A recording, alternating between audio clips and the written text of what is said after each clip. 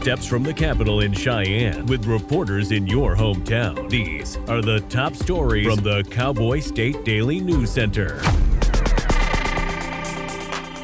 It's time to take a look at what's happening around Wyoming for Thursday, November 20th.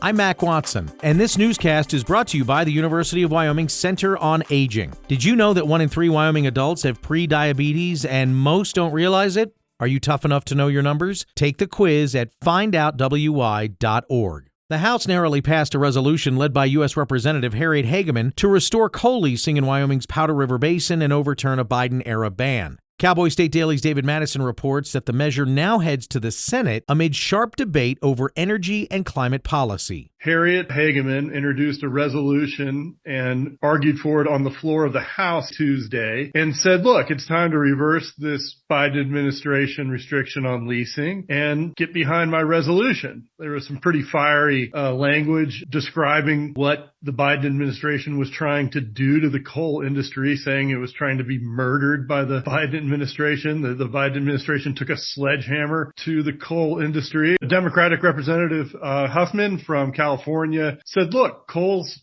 done. The rest of the world's moving on. It was a pretty spirited back and forth. The resolution eventually passed by 2 votes. Spoke to 2 industry representatives. They were ecstatic that Hageman had gone to bat for the coal industry. One source said this isn't just good news for coal, it's good news for anyone who wants to develop resources on public lands. The resolution's narrow passage marks a victory for coal interests in Wyoming's Powder River Basin, which produces 40% of the nation's thermal coal. The U.S. Senate is expected to vote on the resolution this week.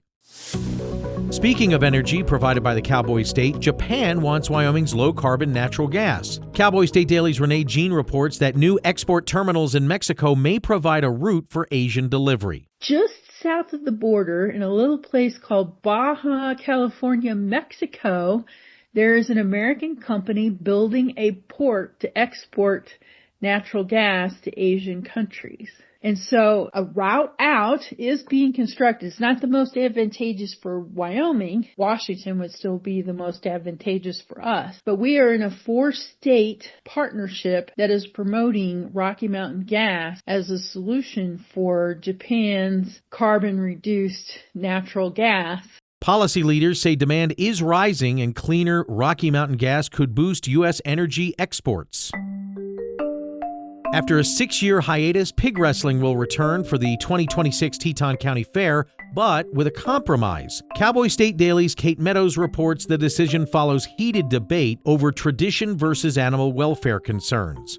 A caveat that the commissioners settled on was that competitors could only be women and children under age 18. Commissioner Carlman said that removing the 18 and up men's division took out the stronger guys who might be able to squeeze a pig and throw it around. We're not causing harm or stress to them, but we're still creating a clean, fun family event. The Teton County Commissioners voted 3-1 Tuesday to bring back pig wrestling for the 2026 Teton County Fair, with 1 commissioner absent. A National Transportation Safety Board preliminary report paints a chaotic picture on the night when a ruptured pipeline near Cheyenne in September caused a massive fireball. Cowboy State Daily's Scott Schwebke reports the NTSB hasn't stated what caused the explosion, but does describe how it could have been a lot worse. The Union Pacific train was traveling along those same tracks right by the pipeline, and the workers noticed a vapor cloud, or what they thought was dust. And then pretty soon after that, a fire broke out behind the train, probably from the natural gas igniting. They were able to safely move the train forward. They were able to get off. The 2 people, the employees were able to escape the train safely, and there was no one injured or any property damage in the train. Apparently the train was carrying also, to complicate things, it had some hazardous materials on there. More than 50 cars were carrying an alcohol-based kind of product. At the scene, NTSB investigators reviewed Kinder Morgan's policies as well as procedures and the train crew's employee records. A final report will take months to complete. I'll be back with more news from Cowboy State Daily after this. Do you have tired, heavy, aching, swollen, and painful legs? Find relief with Wyoming's only IAC-accredited vein facility, Wyoming Interventional and Vascular Associates, or WIVA. Our Casper-based interventional radiologists and physician assistants specialize in the diagnosis and treatment of painful varicose veins. With virtually no downtime and minimal risks, WIVA offers the best solution for your painful veins. Schedule a consultation at 307-577-1003. Story resident Brad Jones had to duck behind his pickup after the rutting white-tailed deer he was watching took their fight to him on Sunday. Cowboy State Daily's Andrew Rossi reports that late fall is rutting season for Wyoming's deer, which makes them more reckless and dangerous. It's rutting season for Wyoming's whitetail and mule deer, and that just makes the bucks turn into idiots. They're focused solely on each other and tussling over females and everything like that, and occasionally they do stupid things. Story man was just driving along the highway. He spotted these two bucks going at it, so the bucks' battle eventually carried them across the field through a barbed wire fence. Then he realized that he was in the trajectory of where they were heading, so he had to dive behind his pickup truck to avoid them, and the losing deer tore right past him, would have gone straight through him if he hadn't moved. Jones tells Cowboy State Daily that he found the two battling bucks in a fenced field near Bighorn, south of Sheridan, on Sunday morning.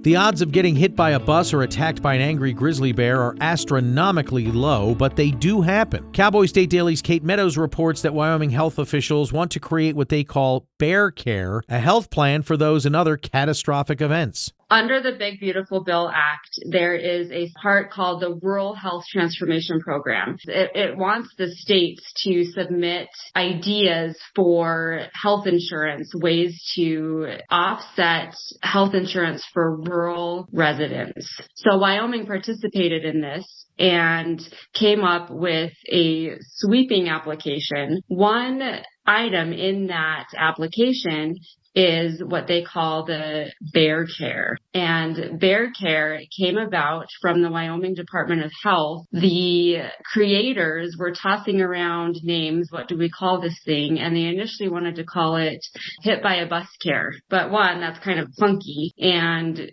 two, they thought, well, there aren't that many buses in Wyoming. But what are there a lot of? Oh, there's bears. So why don't we call it Bear Care? Now, if enacted, Bear Care isn't a replacement or another option for routine health insurance, and it would only kick in if something catastrophic happens. Colorado's wolf reintroduction program may have hit a wall. Cowboy State Daily's Mark Hines reports that now Washington State is refusing to send more wolves for the Centennial States program. Washington State earlier this week back there, you know what, we don't want to send any, our wolf population is declining as it is. We don't want to send you any more wolves. So that they're kind of out of options because Idaho, Montana, and Wyoming have all flatly said no. Oregon said yes once, but doesn't seem to be ready to say yes again. Last month, Brian Nesvik, the head of U.S. Fish and Wildlife Service, said that Colorado could not import wolves from Canada as that was outside of the parameters of the agreement. And that's today's news. Get your free digital subscription to Wyoming's only statewide newspaper by hitting that daily newsletter button at cowboystatedaily.com. And you can listen to this newscast every day by clicking subscribe on our YouTube channel or listen to us on your favorite podcast app. Thanks for listening. I'm Mac Watson for Cowboy State Daily.